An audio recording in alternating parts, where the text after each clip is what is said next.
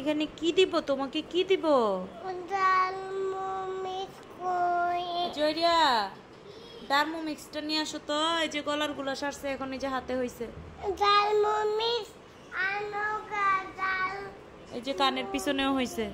Hello everyone, আসসালামু আলাইকুম। সকাল 6টা বাজে ঘুম থেকে উঠে আব্বুকে নিয়ে যাচ্ছি চক্ষু হাসপাতালে, কারণ আব্বুর আজকে চোখের ছানি অপারেশন। একটা জিনিস ক্লিয়ার করে নেই, আমি কিন্তু আমার আব্বুকেও আব্বু বলে ডাকতাম, আমার শ্বশুরকে আব্বু বলেই ডাকি। তো যারা যারা ভাবছেন যে আব্বু কোথা থেকে এলো, তাদের জন্য আর কি ক্লিয়ার করলাম। তো চলে আসলাম আব্দুল হামিদ ফাউন্ডেশন হসপিটাল। এটা হচ্ছে কুইশারবাগ, মেবি কেরানীগঞ্জ কুইশারবাগ। ওখানে এসে দেখি লম্বা সিরিয়াল। আমি তো ভাবলাম যে আপু সিরিয়াল ধরতে হবে, আপু বললো যে না, সিরিয়াল ধরতে হবে না, আমার যেহেতু উঠে পড়বে ডাইরেক্ট ঢুকে যাব। তো আমি জুতা একটা বক্সে রেখে চলে আসলাম এখানে।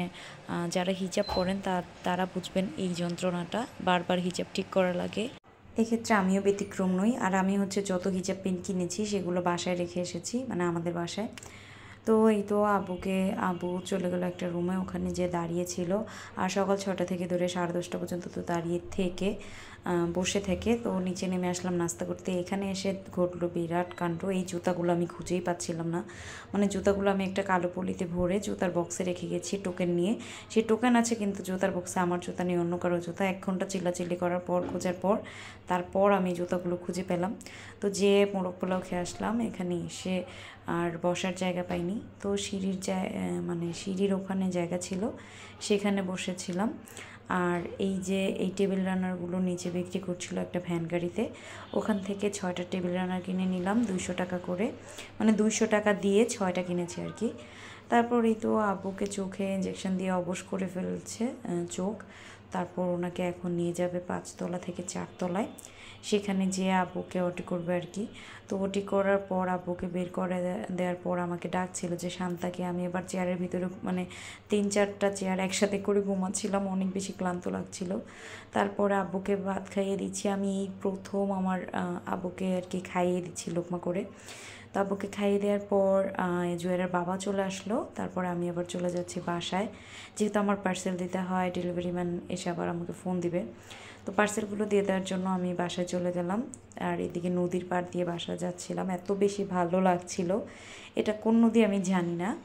তো ওই কৈশারচর থেকে সোজা রাস্তায় এসে এদিকে নদীর পাড় দিয়ে একটা রাস্তা। খুব বেশি মিস করছিলাম সোনা পাখিটাকে, কারণ ও আব্বুর সাথে আছে।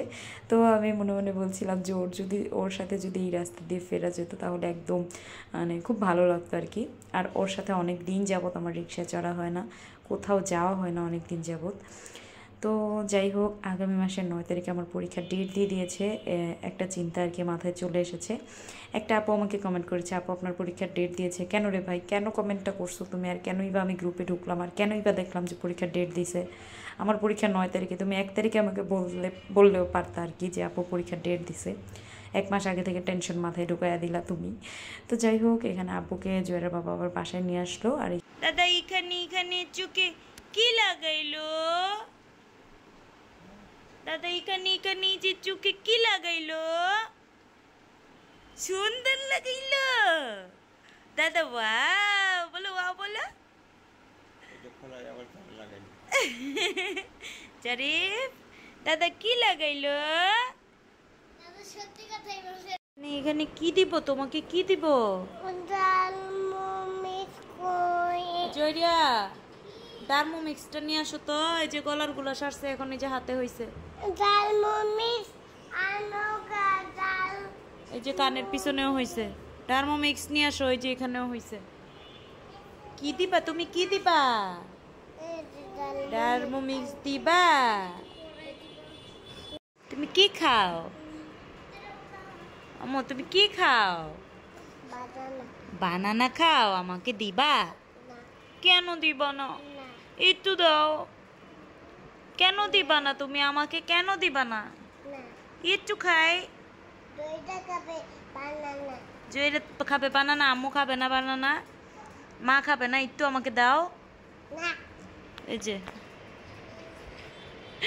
এই এই বেটা, এই বেটা, এই বেটা, এই বেটা আমার কাঁধে উঠে বসে রয়েছে।